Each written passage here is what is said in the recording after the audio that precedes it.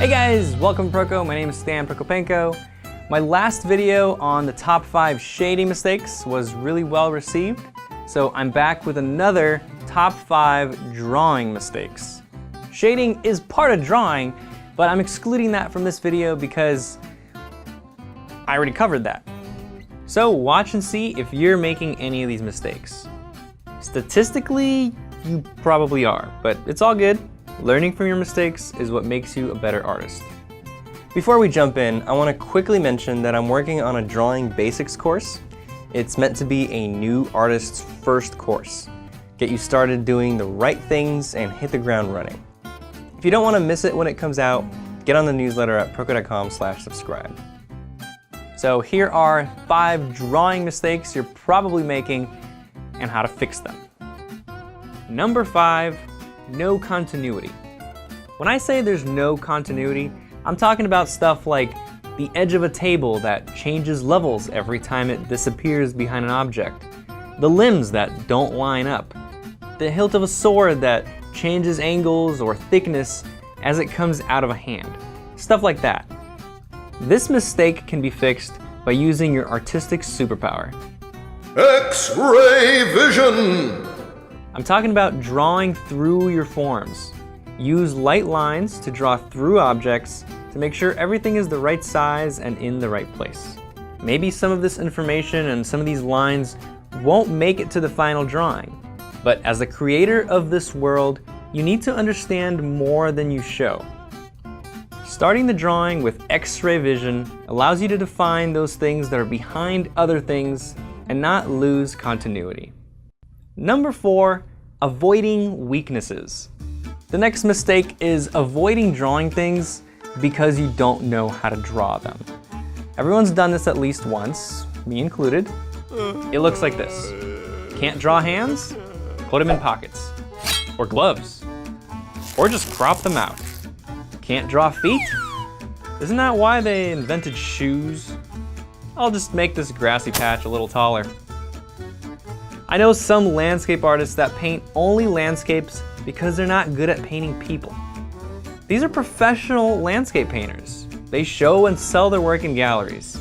There's nothing wrong with landscapes. They're beautiful. But personally, I would feel very limited if I always had to remove people from my landscape paintings. Or only paint them from the back. Imagine James Gurney's paintings without people or animals.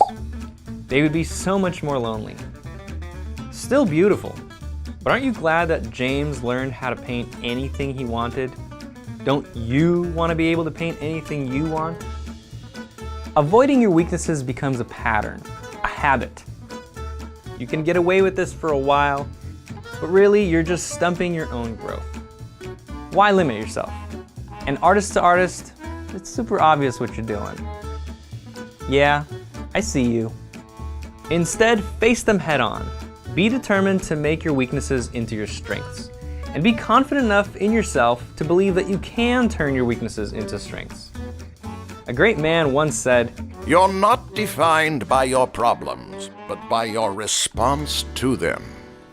Number 3, messy lines. I make my own share of messy drawings. Messy lines are fun. Making messy lines frees you up from not making any lines at all for fear of making them messy. So go ahead, have fun, make a mess. But don't call it mastery. Masters get wild by choice, not by lack of skill. And please don't call it your style. That's my style. A lack of skill is an embarrassing style. Let's look at an example of a messy drawing. Too many lines make this drawing unclear. Drawing is communication, and unclear drawing is just muttering.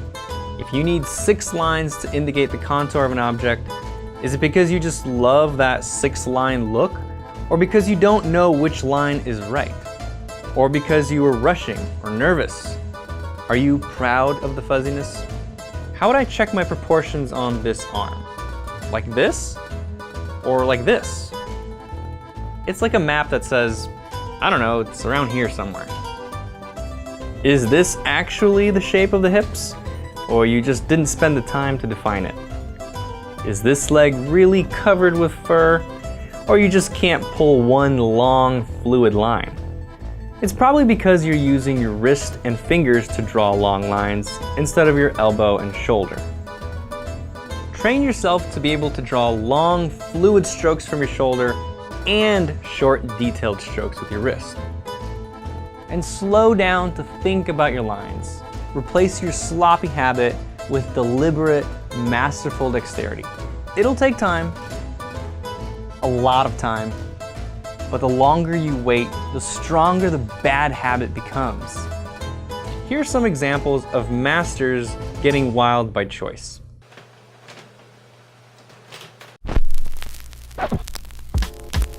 Nikolai Feshen, Harry Kermian,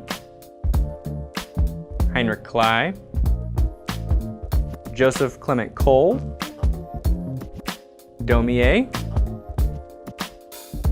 and Rembrandt. Their lines look messy, but it works. Why? In this drawing, Steve Houston uses many lines to create an energy or feeling of motion. He's not searching. He knows exactly where the arm is and where every muscle on that arm attaches to the bones. The messiness, if you can even call it that, is intentional. There are plenty of examples where messiness is good. Be honest, is your messiness intentional or is it a bad habit? Number 2, proportions. Set yourself up for success by making sure you have enough room on the page for the whole thing you want to draw. It sounds silly, but people mess it up all the time. So get your scale right. As you start the drawing, skip around from place to place, or start with a large envelope around the whole thing, and then break it down into smaller and smaller pieces. Students sometimes make proportion mistakes because they get stuck in tunnel vision, drawing from top down and then realizing everything got bigger and bigger as they went down the page. Or that they didn't leave enough room at the bottom for the legs. So they make the legs shorter to fit the figure on the page. Take a step back, look at the whole picture, and think ahead. You gotta have good proportions or your drawings just won't be believable. That means drawing accurately from a reference or stylizing and exaggerating in a balanced way that looks cool even though it's not perfectly accurate. Either way, you have to be in control of your proportions. To do that, you gotta train your eye to see accurately. The way to train your eye is to check and double check your work. Measuring with a tool, like your pencil, trains you to eventually be able to measure with just your eyes. If you're spending more than 10 minutes on a drawing, you should be using measuring techniques to check and correct your proportions. It's that simple. Checking proportions can be kind of time-consuming or boring at first, but with practice, you'll get really fast at it. For me, it's basically a subconscious thing now. It takes no time at all. My proportions are not perfect. I make mistakes all the time. But the process of measuring and getting my drawing to an accurate point isn't difficult anymore. If you need a refresher on human proportions or measuring correctly, I've got lessons in my figure drawing fundamentals course. So get on it. It's important. Finally, the number 1 most common drawing mistake I see is symbols. We all start drawing this way. Ask a child to draw a face. She'll draw an emoji of a face. Ask her to draw a house.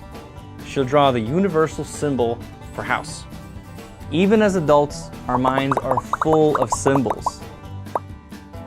Bathroom, walk, Batman, heart. I'm sure you know a heart doesn't actually look like that. And an eye doesn't actually look like this. It's closer to an eye than this is to a heart, but still, it's a simplified symbol. We recognize symbols quickly because we've seen them before. But when we want to draw something new, something we haven't seen before, and that looks like the real thing, we need more than symbols. I see 2 solutions to this. An easier, more beginner solution, and a more advanced solution that takes longer to learn. The beginner solution is to learn to see like an artist. be able to observe your reference as it actually is, to see the true shapes as they appear from a specific perspective. The eyelid is not an almond shape. It's more three-dimensional. The curve appears differently from different angles. It takes serious observation to look at an eye as if for the first time. Some artists get past symbols by drawing with their eyes squinted to notice the actual shape, or by drawing upside down, the reference upside down. This allows you to see the reference fresh in a way you haven't seen it before, forcing you to observe the actual shapes. Personally, I don't like to draw upside down. I avoid drawing symbols by paying close attention to the subject in front of me. But it takes more than just looking closely if you want to edit or invent. The advanced solution is to learn the anatomy and the forms of the things you draw. An eye has anatomy and form. The lid wraps around the eyeball, opens and closes on it, and this cornea creates an extra bulge. The lids have thickness, revealed by their top and bottom planes. That's anatomy. That's form. To observe, trust your eyes. Draw what you see, not what you think you see. To understand what you see, learn anatomy, and you'll see more than what meets the eye. More than meets the eye. To invent, learn the forms from their varying angles. That way, you can draw what you see in your imagination. But what about cartoons? Is it wrong to simplify and draw symbols in a cartoon? No! Cartoons are not real. They are simplified animated symbols. Unless you're thinking of a cartoon like this, these are not symbols. They're a lot closer to reality. Intent is important. If you're going for realism, avoid symbols. If you're trying to draw a realistic portrait and you're popping Egyptian hieroglyphics for facial features, I will find you, and I will teach you how to draw. And that's it. Did any of them feel a little too familiar? Let me know in the comments, which of these mistakes do you make? Again, if you want to participate in the Drawing Basics course, make sure you're subscribed. And if you have a second, do me a favor. If you have any friends or classmates that make some of these mistakes, save them. Tell them about this video.